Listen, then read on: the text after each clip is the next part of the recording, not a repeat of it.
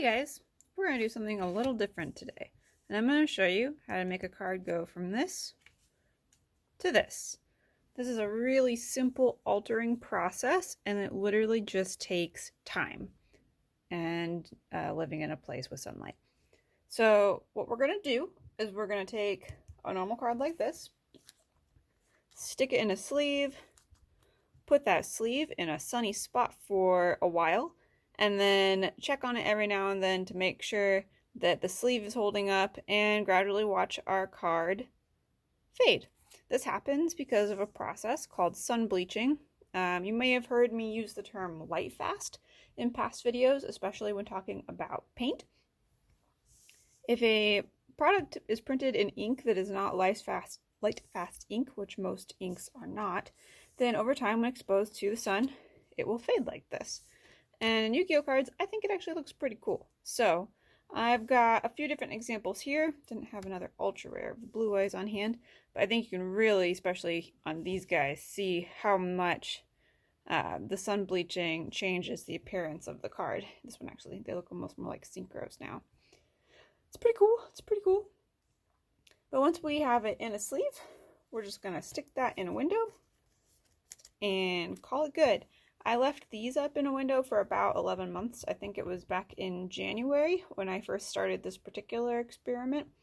And as you can see, it is quite faded over that amount of time.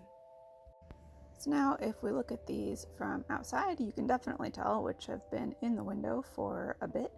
These have been up for about 11 months now. You can tell by looking at the sleeves, they're super crinkled. I have swapped the sleeves out on these a couple times throughout the year. When I actually originally took some of these out of the window, the sleeves had completely crumpled. So they flaked off everywhere. It was super fun to clean up out of the carpet. And of course then one of the cats ran through it and proceeded to track little plastic fragments all over the room. It was great.